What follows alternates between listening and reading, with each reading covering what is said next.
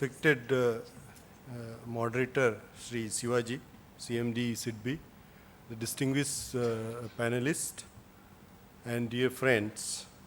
I know you all would be, exhausted by this time, because throughout the day you got the presentations from all the aspects of technology, which will, go into the making cities smarter.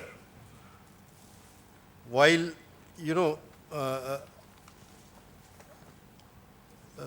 all aspects were covered, but I feel there is one important aspect which was left out is, when everybody is going to be online in the smart cities, you need to have online ID also, So UIDAI is going to give the solutions where you'll have digital ID which is online verifiable anywhere, anytime.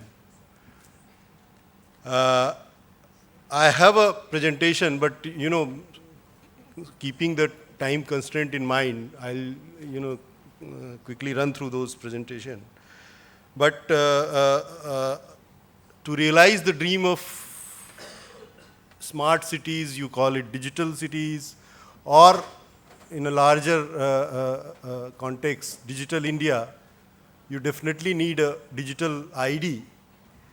There could be so many ways in which digital ID can be achieved, but what is, which differentiate unique ID from all other type of ID or digital ID is that in its name, it suggests unique. So how do you achieve uniqueness? You achieve uniqueness by, using biometric technology. You're collecting 10 fingerprints to iris, and then before you allot Aadhaar number, you deduplicate. So before I give Aadhaar number to any enrollee, I match all previous biometric set with the Aadhaar number, with the enrollees 10 fingerprints and iris, and only when there is no match, I allot Aadhaar number to the enrollee. So that way I achieve that one person can get only one ID. He cannot get more than one ID. So by, this feature itself, Aadhaar can be used in not only in financial sector as well as so many non-financial sector. So when I say this, I will, use a disclaimer that though Aadhaar could be used in financial as well as non-financial sector, but all these things is subjected to, we are bounded by our Honorable Supreme Court decisions.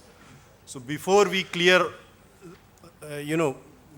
those hurdles, so already Supreme Court has allowed use of Aadhaar into certain services. Till that time, we have to bound by the Supreme Court order. But Aadhaar could be used in so many ways. So let us now quickly run through the presentation. I have already told that the mandate of UID is to give every resident a unique ID, which will be online verifiable anytime, anywhere. It is a 12-digit unique ID where we collect a basic biometric, basic demographic name, gender, address, and date of birth, along with 10 fingerprints and biometric.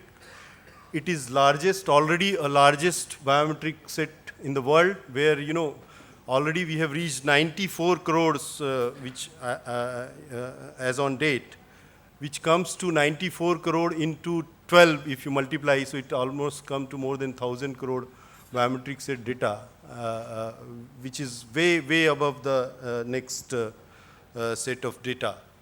It is world's first identity platform where identity of the resident can be verified online. We have scaled up for 100 million authentication transactions per day. It started somewhere in September 2010, and it is again one of its project of Government of India, where within the span of 4 years or 5 years, we have almost completing the 18 plus population out of 94 crores, majority of which constitute 18 plus. So whatever left out are mostly children below 18 years. So I can say confidently that, more than 8 to 9 adult out of 10 are covered with UIDAI. And, let us to verify how many of you in this room have not got Aadhaar number. Can you raise your hand? So 1 or 2, so I can very well say that, every 9 adult out of 10 have got Aadhaar number. So in a way, we have covered the critical mass. In Maharashtra, we are very well placed. Out of 11 odd crore population, we have already covered 1.4 crore. Currently, it is 7-8 lakhs per day we are generating the Aadhaar number. And importantly, more than 100 crore authentication have already taken place using Aadhaar platform. This is all India picture. You can just have a glance. Most of the states have, crossed 70% mark, barring few, northeast state where there are policy constraints also. This is the Maharashtra figure. You can see very well that as per census 2011, we are already 18 plus is 100% covered. Now we are actually measuring our coverage based on the 2015 data. This is Maharashtra figure district-wise. So most of the districts are very well placed. So any Aadhaar-enabled rollout we can easily do, barring few districts. I have listed based on the highest left-out population. So we have Thane, the top 10 if you consider, they constitute again 60-70% of the left-out population of the Maharashtra. So I think now coming to the authentication platform, we provide authentication based on Aadhaar number plus one of the attributes, wherein either demographic or biometric attribute along with Aadhaar number is sent to the server. We match it with the, I have already got the reminder, so I'll just run through. So let us see the, this is our authentication, how authentication is served. We have 3-tier structure where ASA, Authentication Service Agency, which in turn gives services to the AUA, and we are connected to ASA with enterprise connectivity. So it is point-to-point lease line connectivity, wherein AUA to ASA, AUA to ASA, you can come on the shared network. We have typically 3 kinds of services: authentication, only authentication, eKYC, and online verification services. So authentication, wherein you give Aadhaar number plus biometric and result is yes or no. I think most of you may be knowing. Then we have eKYC, wherein you give Aadhaar number, biometric, you get the photographs plus demographic data. Then we have very important recently online services for all individuals. It is verification of 12-digit Aadhaar number, wherein you can feed in 12-digit Aadhaar number and find out whether it is actually issued by Aadhaar. People are now producing Aadhaar card as identity at so many places. So service provider can verify whether that, because you can easily forge an Aadhaar card through Photoshop or anything. So it is, with these services you can find out whether he is producing the valid, it is available in our website. Aadhaar and FI, it is the 3 pillar of Aadhaar, where you have a scheme, you have beneficiary, and you have Aadhaar linked bank account. So you using that, basically Aadhaar gives in financial world 3 services. One is using Aadhaar as a KYC, you can open an bank account. Then you can do the transfer of money from G to C, or in future from individual to individual, or from or Aadhaar to Aadhaar transactions you can do. And third is Aadhaar enabled payment system, where you can do banking transactions like withdrawal, deposit, balance inquiry. So all this end-to-end solution is currently available on Aadhaar platform. This is what the legacy KYC process through Aadhaar, using your fingerprint, the online. It is basically a paperless KYC, wherein the data in the repository, Aadhaar repository, secured repository, comes to the service provider, and you can go ahead with the opening of the bank account. These are some of the applications where we are currently using. This you can take few times. This is, I think, my last few slides. So, you know, we have already 22 crores bank account linked to Aadhaar. So this is first part is the remittances part. The second is Aadhaar enabled transactions, and the third is in the schemes, you know, the third table sees how much, this is all India picture.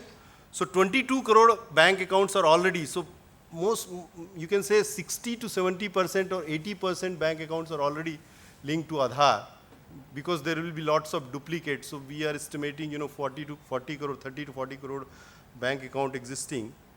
Already, you know, 20,000 crore have been, you know, transacted through Aadhaar payment bridge. So these are all G2C, the government to beneficiary payments. Then we are also, you know, Prashant, already we have around, you can see Prashant, the can we request to wind up? I'll just wind up, sir. Already more than 100 crores authentication have taken place in Aadhaar platform. You can see that 30 crore unique IDs have been authenticated. All the services, right from Manrega, pension, you know, to PDS, to, you know, even attendance are mostly being used for Aadhaar authentication. These are the number of, you know, entities, organizations who are already onboarded. Live, we have user agencies, 187, service agencies, 21. We have eKYC agencies, 109. Already some are in pre-production. So I will, you know, conclude here with the future, this thing. When I was listening to, before this FI presentation, Dipali madam's lecture about, you know, how much complexity goes into currency distribution system, so much technology is involved, cost is involved. And when we are looking at smart cities, using technology to make cities smarter, then why not make smart cities cashless, you know, using, why can't we make cashless? Because we are not able to online identify individuals. You know, Aadhaar could be used as one of the means to identify individuals. So suppose we have a smartphone which has got fingerprints, or let's say iris authentication at an affordable rate, let's say less than 10,000 rupees a set.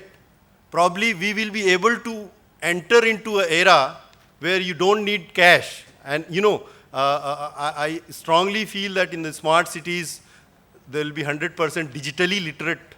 The digital divide will not affect the smart cities, where everybody will be digitally literate.